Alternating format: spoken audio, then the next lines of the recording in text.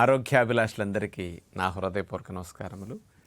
ఎప్పుడైనా మనకి వైరస్ క్రిములు కానీ బ్యాక్టీరియా క్రిములు కానీ లోపలికి వెళ్ళినప్పుడు కాస్త గొంతులో కఫం అనేది సహజంగా శ్లేషం అనేది తయారవుతుంది. ఆ కఫము నిదానంగా అది లంగ్స్లోకి ఇన్ఫెక్షన్ వెళ్ళినప్పుడు లంగ్స్లో కూడా తయారవుతూ ఉంటుంది. ఈ కఫము కానీ అంటే శ్లేష్మ ముందు తయారవుతుంది. ఆ శ్లేష్మం 2-3 రోజులు నిలవ ఉండేసరికి ఆ ఊపిరితిత్తుల్లో వేడికి ఆ శ్లేష్మం చిక్కబడి అందులో ఉన్న నీటి శాతం కొంచెం తగ్గి దాని రంగు మారి కఫము నిలవ ఉండే కొద్దీ దాని యొక్క రంగు మారిపోతుంది. చిక్కబడి దగ్గరకి వచ్చి సగ్గుబియ్యం గోళీల్లా అవుతుంటాయి.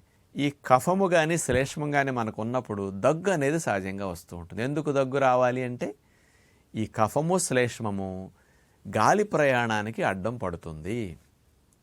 ఆక్సిజన్ కార్బన్ డైఆక్సైడ్ ప్రాణవాయువు వ్యర్థవాయువు మార్పిడి జరిగే గాలి తిత్తుల్లో కూడా ఈ కఫము శ్లేష్మం అడ్డుపడుతుంది. ఇప్పుడు చూడండి, మీకు ఇక్కడ బొమ్మలో కనపడుతున్నాయి హెల్దీ గాలిగొట్టాలు, హెల్దీ గాలి తిత్తులు ఇట్లా ఉంటాయి.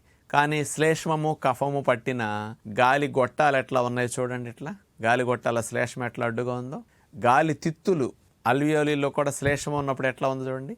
మరి ప్రాణవాయువు carbon dioxide, oxygen carbon dioxide exchange గాలి తిత్తులో జరుగుతుంది. ఈ కఫము ఈ మార్పిడికి అవరోధంగా ఉంటుందన్నమాట.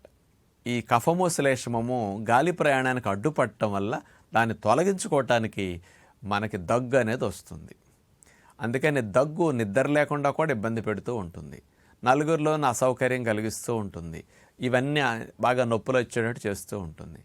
ఆ కఫము త్వరగా తెగి బయటికి పోవాలన్నా, ఆ శ్లేష్మము త్వరగా మరి ఉత్పత్తి తగ్గాలన్నా న్యాచురల్గా కఫాన్ని తెగ్గోసి లంగ్స్ నుంచి ఈజీగా బయటికి వెళ్ళేవి ఏమన్నా ఉంటాయని ఆలోచిస్తే పూర్వం రోజుల నుంచి మన పెద్దలు పెట్టిన ఒకటి అద్భుతంగా పనికొస్తుందని సైంటిఫిక్గా నిరూపించబడింది. అదే కరక్కాయ. ఈ కరక్కాయ బొగ్గన పెట్టుకుని ఆ ఊట పీలుస్తూ ఉన్న కరక్కాయ పొడి తీసుకుని ఆ పొడిలో ఇంత తేనె కలుపుకుని నాకేసిన కఫాన్ని శ్లేషమాన్ని తెగ్గొయటానికి, గాలి బాగా ఫ్రీగా వెళ్ళేటట్టు చేయడానికి, దగ్గుని తగ్గించడానికి ఇందులో ఏమున్నాయంటే చెబులా డిరైవ్డ్ పాలిసాకరైడ్ మరియు అరబినోగెలాక్టిన్ అనే ప్రోటీన్ ఉండటం వల్ల కరక్కాయలో ఇది కఫాన్ని తెగ్గొయటానికి, కాస్త శ్లేష్మాన్ని తొలగించి అవరోధం తగ్గించి కాస్త దగ్గు తగ్గించడానికి ఇది బాగా ఉపయోగపడుతున్నది అని సైంటిఫిక్గా ప్రూవ్ చేశారు. 2013 సంవత్సరంలో Jessenius faculty of medicine Slovakia Europe వారు ఈ కరక్కాయ అనేది మనకి ఎప్పుడన్నా కఫము శ్లేష్మాలు దగ్గొచ్చిన 1-10 రోజులు అట్లా వాడి మానేయచ్చు. కొంతమందికి హెరిడిటరీగా చిన్నప్పటి నుంచి కఫ తత్వం ఉంటుంది, ఆస్మా వస్తుంది, బ్రాంకైటిస్ లాంటివి ఉంటాయి. కొంతమందికి ఎప్పుడు రకరకాలుగా సిఓపిడి సమస్యలు ఏవో ఉంటుంటాయి లంగ్స్లో. ఇలా ఉన్నవారు నిత్యం కరక్కాయని కొద్ది మోతాదులో అలా ముక్కట్లా పెట్టుకోవటం కానీ లేదా కరక్కాయ పొడి నాకటం కానీ చేస్తే వాళ్ళకి ఉపశమనం త్వరగా లభిస్తుంది. ఆ గాలి గొట్టాలు, గాలి తిత్తులు త్వరగా కఫం శ్లేషం నుంచి బయటపడటానికి ఇందులోని మెడిసినల్ ప్రాపర్టీస్ న్యాచురల్గా మిమ్మల్ని రక్షించడానికి ఉపయోగపడతాయి అన్నమాట.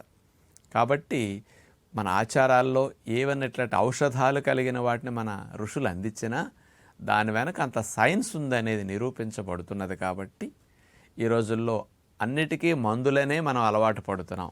ఇలాంటివి కూడా మందులాగా న్యాచురల్గా పనికొస్తాయని మీ దృష్టికి వస్తే ఉపయోగించుకుంటారని విజ్ఞప్తి చేస్తూ నమస్కారం.